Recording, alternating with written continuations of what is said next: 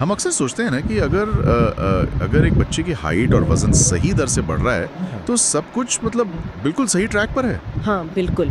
ये एक बहुत ही आम धारणा है। मतलब हम इंच टेप पर बहुत भरोसा करते हैं, वजन नापने वाली मशीन के नंबर्स देखकर खुश हो जाते हैं कि बच्चा एकदम गोल मटोल है तो सब ठीक ही होगा। सही कहा। हमारी पूरी सोसाइटी का जो फोकस है ना, वो पूरी तरह से फिजिकल विजिबिलिटी पे टिका हुआ है। हाँ, जो आंखों से दिख रहा है। एग्जैक्टली जो चीज़ आंखों से दिख रही है कि बच्चा लंबा हो रहा है, वजन बढ़ रहा है, हम उसी को हेल्थ और प्रोग्रेस का अल्टीमेट सर्टिफिकेट मान लेते हैं। लेकिन डॉक्टर राहुल के जो नोट्स हम आज इस गहराई से चर्चा में खंगाल रहे हैं, वे एक बहुत ही चौंकाने वाली सच्चाई की तरफ इशारा करते हैं। हाँ, वो नोट्स काफी आंखें खोलने वाले हैं। उनमें साफ लिखा है कि सबसे खतरनाक डेवलपमेंटल गैप्स वो होते हैं जिन्हें नापने के लिए कोई इंच टेप नहीं बना।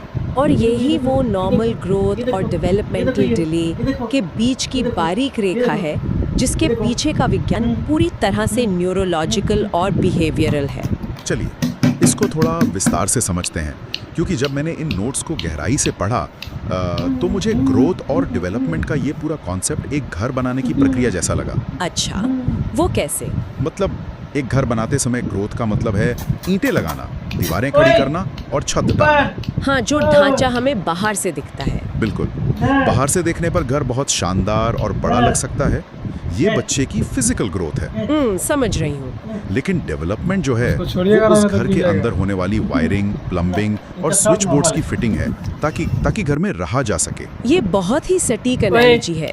अगर इस बात को हम थोड़ा और आगे ले जाएं, तो दीवारें खड़ी करना भले कितना भी जरूरी हो, हाँ, लेकिन अगर अंदर बिजली की फिटिंग नहीं हुई है तो वो ढांचा रहने लायक नहीं होगा। स्किल्स, लैंग्वेज या कॉग्निटिव स्किल्स डेवलप करता है तो वो असल में अपने शरीर के उस फिजिकल ढांचे में वायरिंग कर रहा होता है, ताकि वो दुनिया के साथ, लोगों के साथ इंटरैक्ट कर सके। हाँ, ताकि वो अपने आसपास के माहौल को समझ सके और रिएक्ट कर सके। और सबसे डरावनी बात ये है, मतलब अगर हम उसी घर वाले उदाहरण पर रहें, कि अगर आप घर बना रहे हैं और आपने दीवारों के अंदर वायरिंग करना मिस कर दिया, वो तो बहुत बड़ी गड़बड़ हो जाएगी। हाँ ना, और दीवारें पूरी तरह से पैक हो गई, प्लास्टर हो गया, तो बाद में उसे तोड़ के वायरिंग करना कितना मुश्किल होता है। बहुत मुश्किल, और उसमें समय और एनर्जी भी बहुत ज्यादा लगती है। डॉक्टर राहुल के नोट्स भी इसी बात पर बहुत जोर देते हैं कि शुरुआत में ही इस वायरिंग की कमियों को, मतलब किसी भी डिले को पहचानना क्यों इतना क्रिटिकल है। बिल्कुल, किसी भी डिले को पहचानने से पहले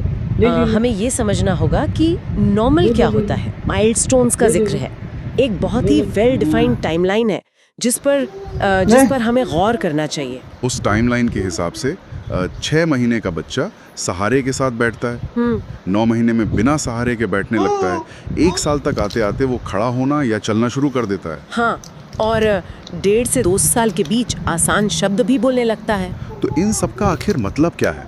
मतलब जब मैं इन नंबर्स को देखता हूँ तो मेरे दिमाग में ये सवाल आता है कि क्या ये कोई वीडियो गेम के लेवल्स जैसा सिस्टम है? वीडियो गेम के लेवल्स? दिलचस्प सोच है। मतलब मेरा सवाल ये है कि अगर आप लेवल 1 पार नहीं करते तो क्या आप लेवल 2 में एंटर ही नहीं कर सकते? क्या एक स्किल पूरी तरह से पिछली स्किल पर ही टिकी हुई होती है? देखिए, वीडियो गेम वाला कॉन्सेप्ट मोटर स्किल्स के मामले में बहुत हद तक काम करता है। शरीर की जो फिजिकल मैकेनिक्स है ना, वो काफी लीनियर होती है। लीनियर मतलब एक के बाद एक? हाँ, जब एक 6 महीने का बच्चा सहारे के साथ बैठता है तो वो सिर्फ एक पोस्चर नहीं बना रहा है। तो वो क्या कर रहा होता है? वो असल में अपनी कोर मसल्स और अपनी गर्दन को ग्रेविटी के खिलाफ होल्ड करना सीख रहा होता है। ओह अच्छा, मतलब वो अपनी ताकत बढ़ा रहा है। बिल्कुल। ये जो नेक कंट्रोल और स्पाइन कंट्रोल है, यही वो बेस है जो उसे 9 महीने में बिना सहारे के बैठने की ताकत देगा। तो अगर बेस ही कमजोर हो? हाँ, अगर कोर में ताकत ही नहीं है तो बच्चा 1 साल की उम्र में अपने पैरों पर खड़ा होकर बैलेंस कैसे बनाएगा? वो गिर जाएगा। समझ गया।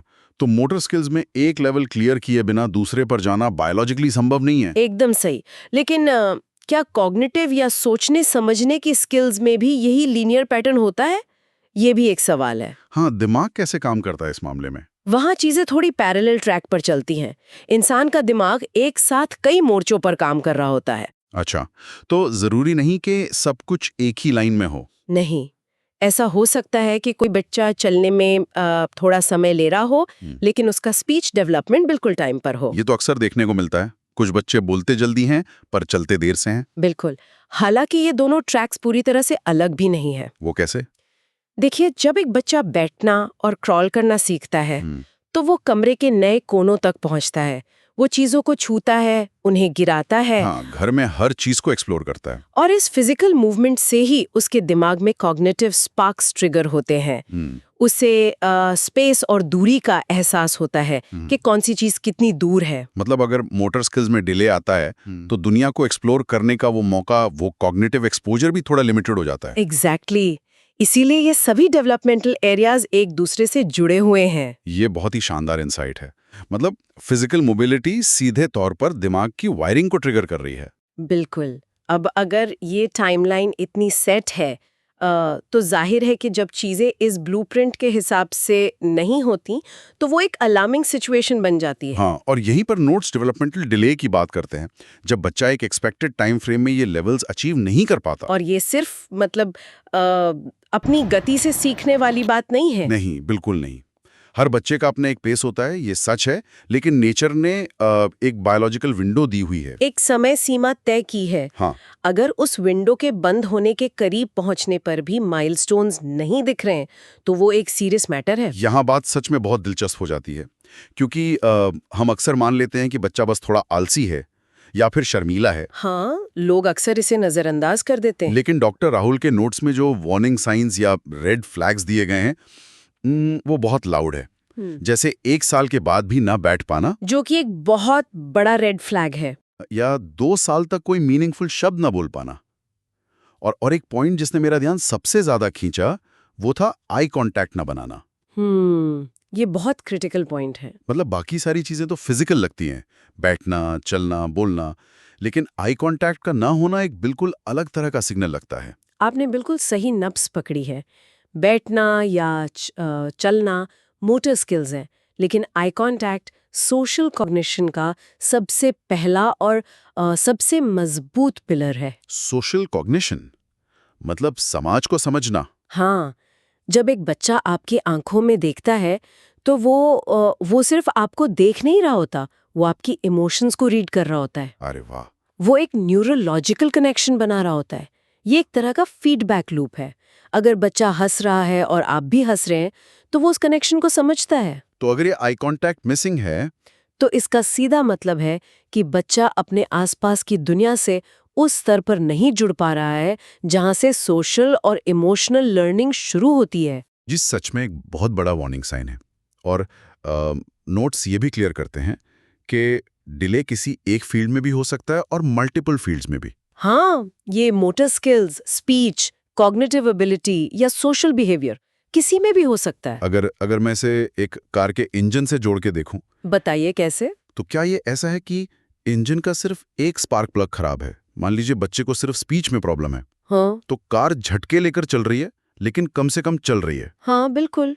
और दूसरी तरफ क्या ऐसा होता है कि पूरा इंजन ही फेल हो गया और कार स्टार्ट ही नहीं हो रही, जब कई सारे एरियाज एक साथ प्रभावित होते हैं? ये कार इंजन वाली एनालॉजी आइसोलेटेड डिले और ग्लोबल डेवलपमेंटल डिले के फर्क को बहुत अच्छी तरह से सामने लाती है। अच्छा। हाँ, यहाँ सबसे हैरान करने वाली बात यह है कि जब सिर्फ एक स्पार्क प्लग मिसफायर कर रहा है, जैसे बच्चे को सिर्फ स्पीच डिले है, हाँ, सिर्फ बोलने में दिक्कत है, तो बच्चा आपकी बातें समझ रहा है, खेल रहा है, बस एक्सप्रेस नहीं कर पा रहा।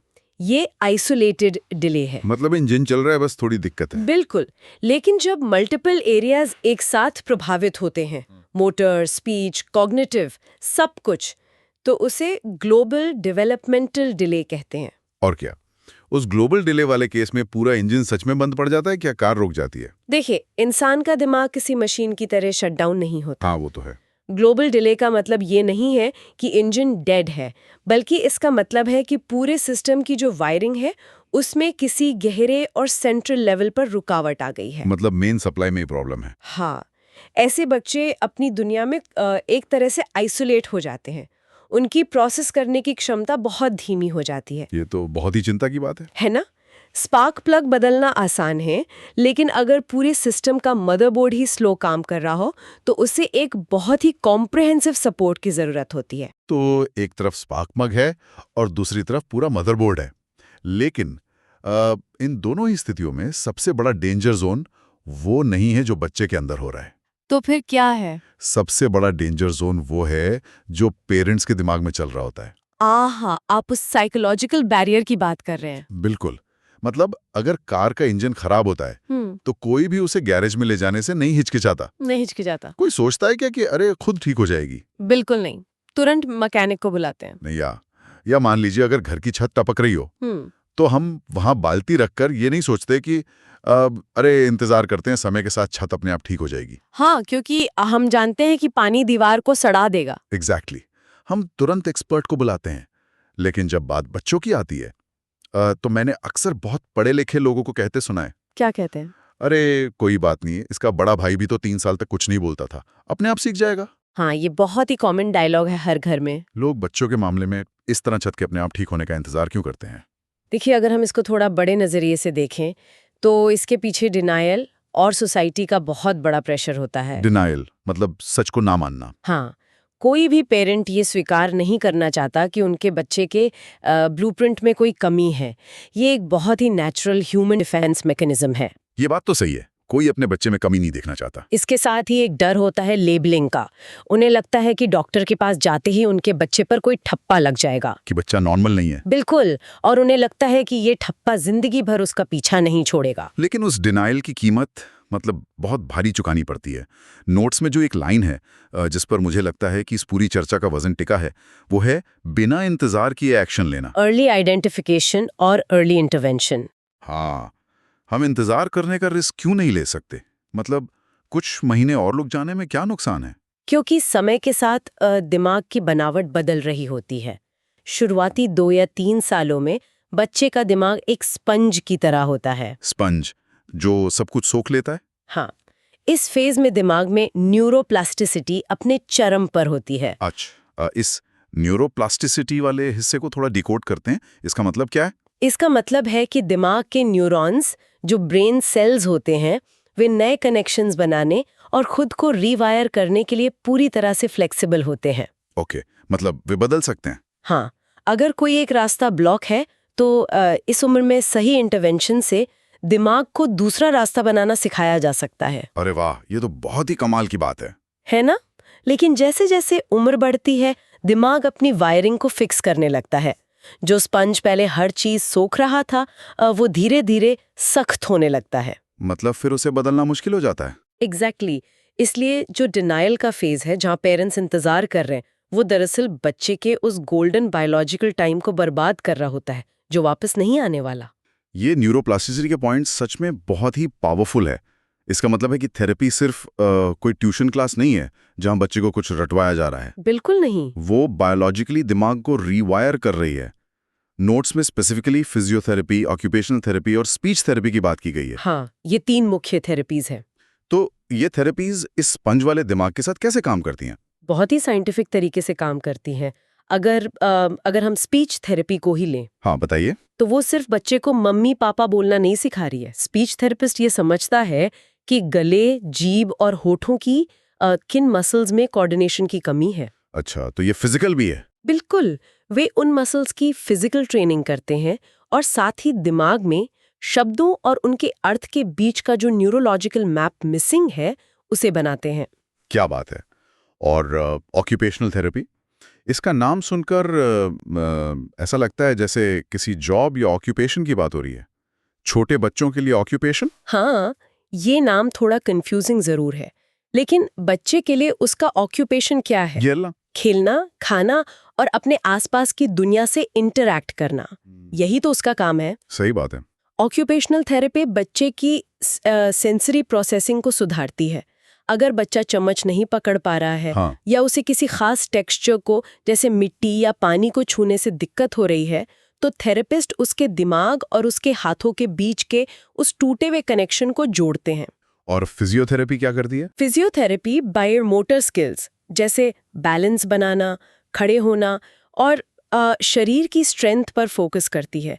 ये सब मिलकर उस पूरी रुकी हुई वायरिंग को वापस से फंक्शनल बनाते हैं। तो इसका सीधा सा अर्थ ये है कि हम समस्या को अपने आप ठीक होने के लिए नहीं छोड़ सकते, हमें उस मैकेनिक को बुलाना ही होगा। बिल्कुल, बिना किसी देरी के। नोट्स के आखिर में एक बहुत ही पॉजिटिव और होपफुल आउटकम की बात की गई है कि early action leads to better outcomes और हर बच्चा अपनी मैक्सिमम पोटेंशियल तक पहुंच सकता है। हाँ, और ये मैक्सिमम पोटेंशियल वाला शब्द बहुत ज़रूरी है समझने के लिए। इसका सही मतलब क्या है? देखिए, जब इंटरवेंशन होता है तो उसका लक्ष्य ये नहीं होता कि बच्चा किसी रेस में फर्स्ट आए या बाकियों से आगे निकल जाए। तो फिर क्या लक्ष्य होता है? इसका लक्ष्य ये होता है कि वो बच्चा अपनी खुद की लिमिट्स में जो बेस्ट कर सकता है उसे करने से कोई बायोलॉजिकल या न्यूरोलॉजिकल रुकावट न रोके। मतलब वो अपना बेस्ट वर्जन बन सके। एग्जैक्टली अगर एक बच्चे को टाइम पर स्पीच थेरेपी मिल जाती है तो वो स्कूल जाने तक अपनी बात कम्युनिकेट करने के लायक बन सकता है। हाँ, जिससे उसका कॉन्फिडेंस बढ़ेगा। और उसकी जो फ्रस्ट्रेशन है ना, जो शब्दों के बाहर ना आ पाने की वजह से पैदा होती है, वो खत्म हो जाती है। ये पूरी चर्चा हमें एक बहुत ही नए पर्सपेक्टिव पर लाकर खड़ी कर देती है। बिल्कुल। हमने देखा कि कैसे ग्रोथ और डेवलपमेंट दो अलग-अलग ट्रैक्स हैं। ग्रोथ ईंटें हैं और डेवलपमेंट वायरिंग है। सही कहा। हमने माइलस्टोन्स की बात की जो सिर्फ एक चेकलिस्ट नहीं है बल्कि न्यूरोलॉजिकल प्रोग्रेस का एक ब्लूप्रिंट है। और हमने डिले के उन रेड फ्लैग्स को भी समझा। हाँ, खासकर आई कांटेक्ट का मिसिंग होना या मोटर स्किल्स में देरी होना। और सबसे इंपॉर्टेंट, हमने डिनायल के उस खतरनाक लूप को समझा जो अक्सर सबसे कीमती समय को खा जाता है। हाँ, वो गोल्डन टाइम जो वापस नहीं आता। न्यूरोप्लास्टिसिटी का फायदा उठाने के लिए बिना इंतजार किए एक्शन लेना ही एकमात्र रास्ता है। और मैं यहाँ एक बात और जोड़ना चाहूंगी। ये अवेयरनेस सिर्फ पेरेंट्स के लिए नहीं है। अच्छा, तो और किसके लिए है? ये हर उस इंसान के लिए है जो सोसाइटी का हिस्सा है। कई बार पेरेंट्स अपने बच्चे के इतने करीब होते हैं कि वे धीरे धीरे हो रहे बदलावों या कमियों को नोटिस ही नहीं कर पाते। ये तो बहुत ही वैलिड पॉइंट है। रोज देखने से बदलाव समझ नहीं आते। हाँ, वहां पर एक ऑब्जर्वेंट रिश्तेदार, एक जागरूक टीचर या कोई फैमिली फ्रेंड एक बहुत बड़ा रोल प्ले कर सकता है। मतलब आस पड़ोस के लोग भी मदद कर सकते हैं। बिल्कुल, अगर वे सही तरीके से बिना किसी को जज किए इस तरह की चीजों को पॉइंट आउट करें और प्रोफेशनल हेल्प लेने के लिए मोटिवेट करें, तो क्या होगा? तो वे असल में उस बच्चे की पूरी जिंदगी की ट्रेजेक्ट्री को बदल सकते हैं। बिल्कुल।